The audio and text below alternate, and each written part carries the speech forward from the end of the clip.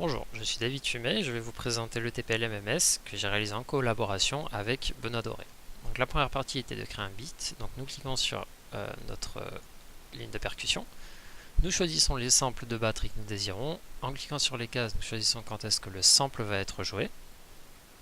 Ensuite, nous agrandissons la portée pour qu'elle arrive à 4 mesures et nous allons faire en sorte que ces 4 mesures se répètent. Et enfin, sur la piste master, nous ajoutons un limiteur.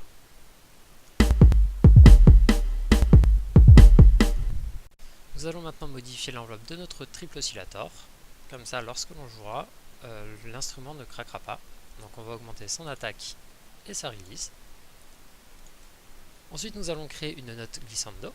Donc nous prenons une longue note, nous utilisons le mode désaccordage, nous cliquons sur la note, et comme on peut le voir, la note diminue demi-ton par demi-ton. Alors voilà ce que ça donne. Ok. Donc maintenant nous allons créer donc une mélodie à partir d'accords. Donc il va falloir choisir le mode accord.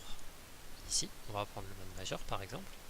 Et lorsque l'on va cliquer sur un Fa, ça va nous créer donc l'accord avec la note Fa en harmonique. En fondamental, pardon. Très bien. Et nous allons faire de même ensuite pour les arpèges.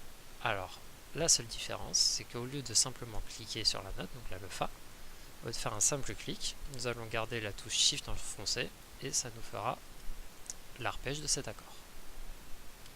Nous allons maintenant créer un nouveau rythme, donc nous cliquons sur notre piste, nous avons nos samples de batterie et un son complexe, nous les affectons tous à la piste d'effet 1, et pour le son complexe, nous allons l'inverser. Nous allons isoler une partie du son grâce à ces deux boutons et on va modifier son enveloppe pour qu'il soit aussi court qu'une percussion. Nous allons faire de même pour créer une ligne de basse. Donc voici notre basse, on la met sur la piste d'effet numéro 2 et nous allons vérifier qu'elle est bien accordée en la comparant avec notre oscillator. On va prendre le Fa. Nous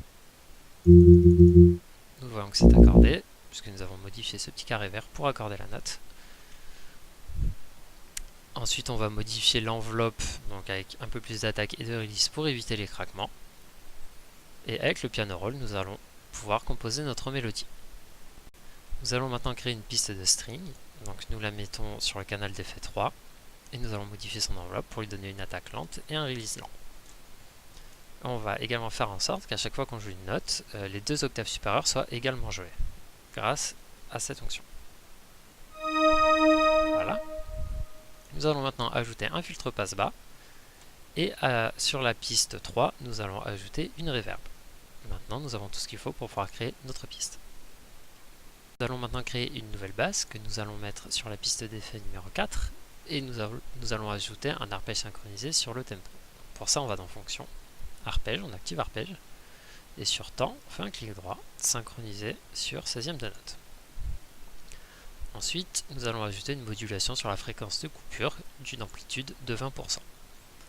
Donc pour faire ça, on va sur amplitude, un double clic, on met 20%, ok. Et enfin, nous allons la synchroniser sur le tempo. Donc encore une fois, clic droit sur speed, synchroniser sur 16e de note. Et pour finir, sur la piste d'effet numéro 4, nous allons ajouter un multichorus. Voyons maintenant les automations. Alors pour ça, nous allons créer une piste de triple oscillator. Et nous allons un peu la modifier. Donc nous allons dans arpège, nous activons les arpèges, nous choisissons notre accord qui va s'appliquer sur 3 octaves. Et la direction, nous allons choisir ascendant et descendant. Maintenant, lorsqu'on va jouer une note, voilà ce que ça va donner. Maintenant, nous faisons en sorte que notre piste dure sur 8 mesures. Maintenant que nous avons créé notre piste, nous allons pouvoir lui associer des automations. Alors nous créons une piste d'automation et en restant appuyé sur la touche CTRL, nous allons aller chercher le tempo et le glisser-déposer sur notre piste d'automation. Une fois cela fait, nous avons les valeurs ici. Donc notre tempo va commencer à 140 et on lui dit qu'après 4 mesures, il va tomber à 80. Nous faisons pareil pour le panoramique. Donc nous prenons la valeur panoramique de notre piste, nous la glissons-déposons et nous allons modifier les panoramiques de sorte à ce qu'on entende une fois le son plus à gauche, une fois plus à droite, etc. Pareil pour le filtre, Donc nous allons prendre le filtre de notre piste, le glisser-déposer sur notre piste d'automation et le modifier. Et enfin, nous allons faire pareil pour les arpèges. Nous allons décider que après 4 mesures, nos arpèges allaient changer. Donc voilà ce que donne le résultat.